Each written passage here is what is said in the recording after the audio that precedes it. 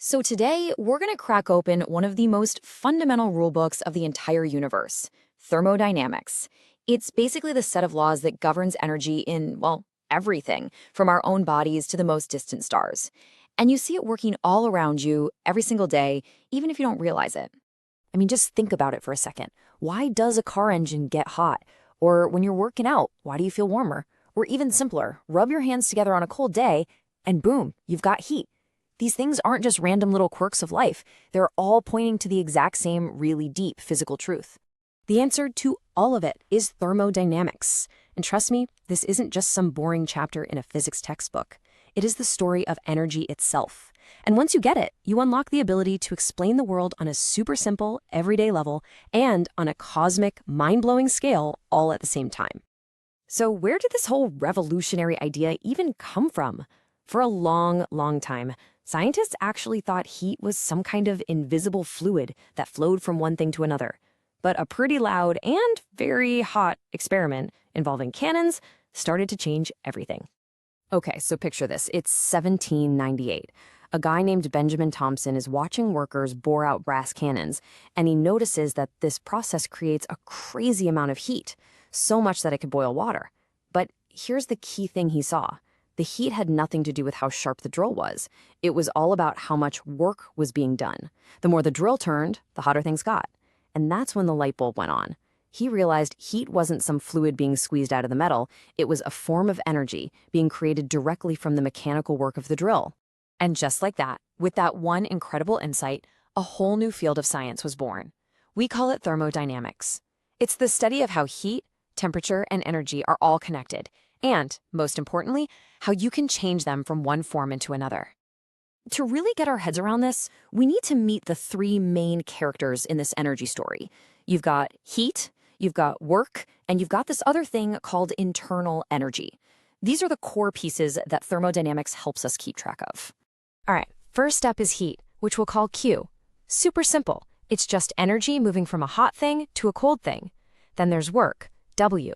That's energy being used to actually move something, like when hot gas pushes a piston up. And finally, there's the secret ingredient, internal energy, or U. This is all the energy that's already inside a system, all the jiggling and random motion of its molecules.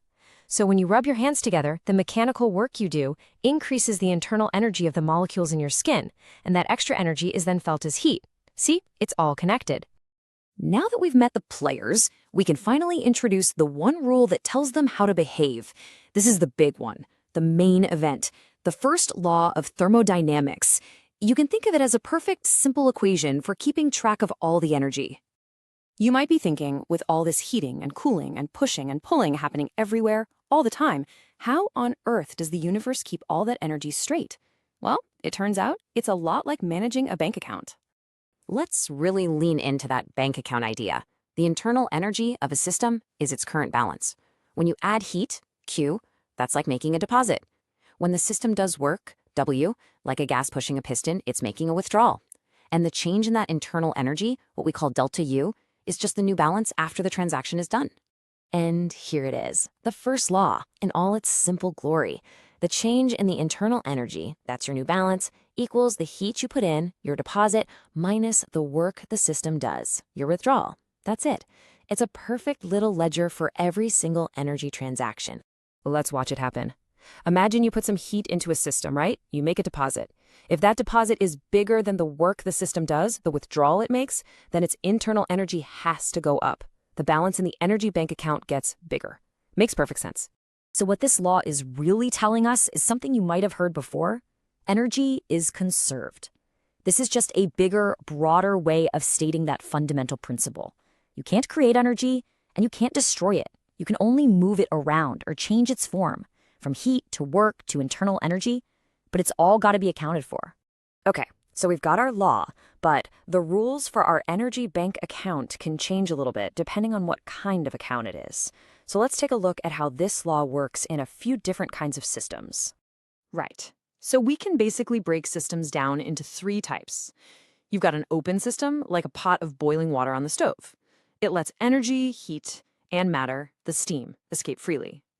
Then you have a closed system, like a sealed boiler. It lets energy out, but it keeps all the matter trapped inside.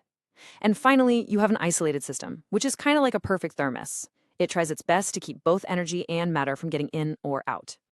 Now, to see how a system's energy changes from one state to another, physicists use this really cool tool. It's a special kind of map called a PV diagram. It just plots the pressure of a gas against its volume, but it tells us a whole lot about the work that's being done. So using this map, we can actually see the work. Check it out. As this gas expands, its volume gets bigger. It's actively pushing against its surroundings, so we say it's doing positive work. And on this diagram, the amount of work it does is literally the area right underneath this curve. But what if we go the other way? If the volume gets smaller, the gas is being compressed. Now, work is being done on the system by the outside world. So from the system's own perspective, the work it does is actually negative. And this shows us something absolutely crucial. You know how taking the scenic route on a road trip uses more gas than taking the direct highway? It's the same idea here. The amount of work done depends on the specific path the system takes on that PV diagram. You can have the same start and end points, but the journey itself really matters. Okay, so let's zoom all the way out and put this all together. What's the grand takeaway from all this cosmic bookkeeping? It really all comes down to one single, incredibly powerful law. It's the simple idea that energy is never really lost, it's just accounted for. This one rule governs every single energy transaction in the entire universe, from the tiniest wiggle of a molecule to the birth of a galaxy. And that, to me, is what's so profound. The warmth you feel in your muscles after a run, the heat pouring out of a car engine, the energy that cooks your food, and the unbelievable forces that ignite a star, they all follow the exact same simple rule. The energy account always has to balance. And that leaves us with a pretty fascinating thought to end on. The first law doesn't tell us what we can do, it tells us what we can't do. You can't make energy out of thin air. It's a constant.